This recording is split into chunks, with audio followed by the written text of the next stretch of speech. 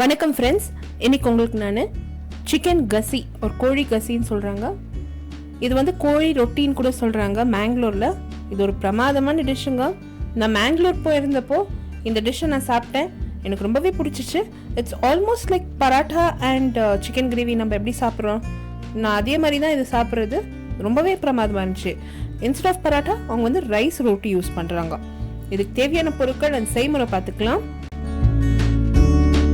ஒரு பெரிய வெங்காயம் பொடியாக நறுக்கியிருக்கேங்க. 4 பச்சை மிளகா கீறி வச்சிருக்கேன். 2 எனக்கு கருவேப்பிலை தேவைப்படும். 1 டேபிள் ஸ்பூன் மிளகாய்த்தூள், 1 டேபிள் ஸ்பூன் மல்லித்தூள், 1/2 டீஸ்பூன் மஞ்சள் பொடி, கீ ரோஸ்ட் மசாலா பேஸ்ட் ஒரு 6 டேபிள் ஸ்பூன் தேவைப்படும். இந்த மசாலா பேஸ்ட் வந்து ஏற்கனவே நான் ப்ரீவியஸ் வீடியோஸில் காமிச்சிருக்கேன். இதுக்கு தேவையான பொருட்கள் அந்த செய்முறை வந்து என்னோட பிளாக்ல நான் போஸ்ட் பண்ணுறேன். பிளாக் லிங்க் வந்து description box below this video post பண்ணுறேன். 1 கப்பு தேங்காய் பால்,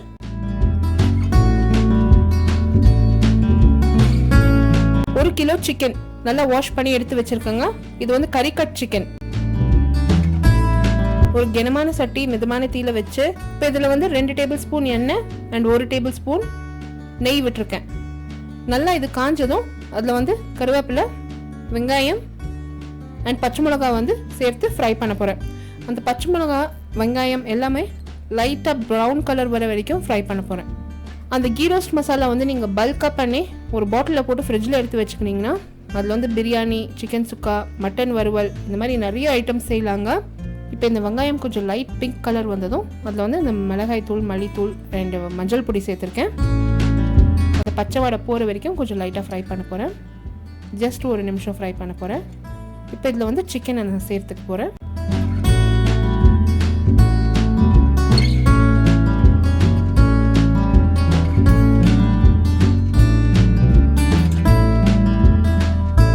சிக்கனை நல்லா ஃப்ரை பண்ணிட போகிறேங்க இந்த மசாலாவில்.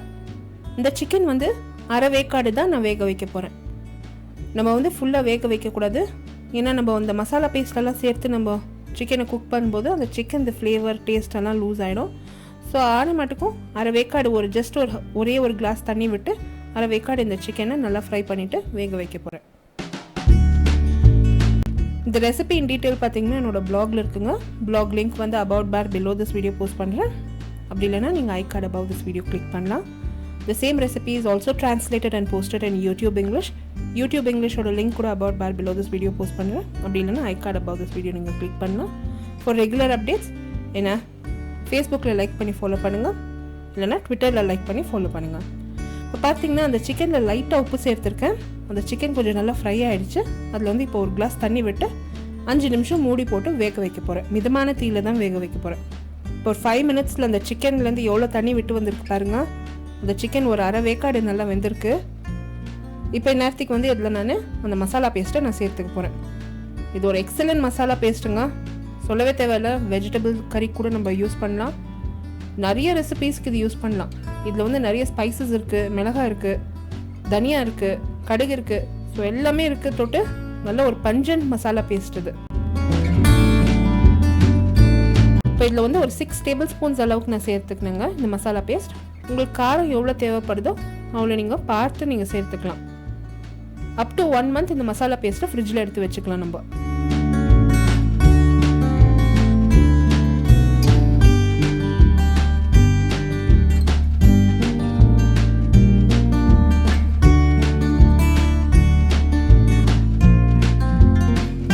இப்போ அந்த மசாலா பேஸ்ட் சேர்த்ததும் கொஞ்சம் நல்லா சிக்கனை ஃப்ரை பண்ணிட போகிறோம். அந்த மசாலா பேஸ்ட்டில் தேவைப்படுற அளவுக்கு வந்து தண்ணி விட்டு நம்மளுக்கு எவ்வளோ கிரேவி தேவைப்படுமோ அவ்வளோ தண்ணி விட்டு நல்லா அந்த சிக்கனை வேக வச்சிட போகிறேன்.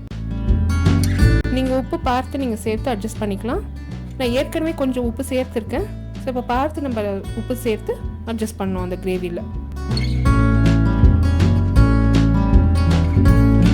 இப்போ இதில் வந்து 2.5 கப் அளவுக்கு தண்ணி நான் சேர்த்துருக்கேங்க. சேர்த்து இந்த ஒரு 10 நிமிஷத்தில் வந்து இந்த கோழி நல்லாவே வெந்து போச்சு. அதில் வந்து தேங்காய் பால் ஊற்றி உப்பு சேர்த்து நம்ம வந்து இந்த சிக்கன் கிரேவியை ரெடி பண்ணிட வேண்டியது தான்.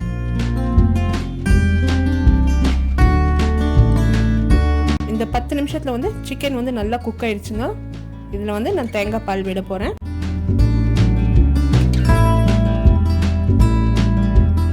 இந்த தேங்காய் பால் விட்டதும் அதில் வந்து பச்சை வடை போகிற வரைக்கும் கொஞ்சம் நல்லா மிக்ஸ் பண்ணிவிட்டு உப்பு இன்னும் கொஞ்சம் செக் பண்ணிவிட்டு ஆட் பண்ணேன்.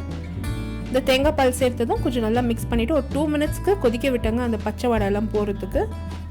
ஆல் டுகெதர் வந்து ஒரு 10-15 மினிட்ஸில் இந்த சிக்கன் கிரேவி எனக்கு ரெடி ஆயிடுச்சு. இப்போ இந்த சிக்கன் கிரேவி ரெடி ஆயிடுச்சுங்க. இது மேலே வந்து மல்லி இலை தூவி எலுமிச்சம்பழம் சாறு நான் ஊற்றி இது நான் சர்வ் பண்ணிட்டேங்க. பிரமாதமான ரெசிபி. இது நம்ம ரெகுலர் பரோட்டாவோட கூட வச்சு இது நம்ம சர்வ் பண்ணலாம். மங்களூர் ஸ்டோர்ஸ் எல்லாம் வந்து அக்ராஸ் இந்தியா எல்லா இடத்துலையுமே இருக்குது. நீங்கள் கேட்கலாம், இந்த கோரி ரொட்டி வேணும்னு சொன்னீங்கன்னாக்கா அவங்க வந்து ஒரு பேக்கெட்டில் வச்சுருப்பாங்க, அதை எடுத்து கொடுக்குவாங்க. அது நம்ம வாங்கிட்டு வந்து வீட்டில் அந்த பிளேட் மேலே உடச்சி போட்டு இந்த குழம்பை ஊற்றி இது நல்லா பிசைஞ்சு சாப்பிடணும். பிரமாதமாக இருக்கும். இப்போ காமிக்கிறேன் பாருங்கள். இப்போ இதுதாங்க அந்த ரொட்டி. இது வந்து ஒரு கிறிஸ்பியாக பாப்படு மாதிரி இருக்குது ஒரு ரைஸ் ரொட்டி. இது நல்லா உடச்சி ஒரு பிளேட்டில் போட்டுட்டு இது மேலே கோழி சாறு விட்டு கோழியும் சேர்த்து நல்லா பிசைஞ்சு சாப்பிட்ணும்.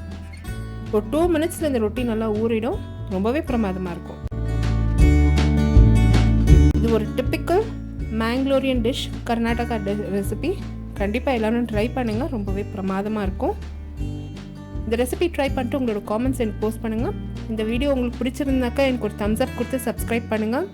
நான் அடுத்த புதிய ரெசிபியோடு உங்களை திருப்பியும் சந்திக்கும் வரை this is Vidya Lakshmi. Thank you so much for வாட்சிங். பை.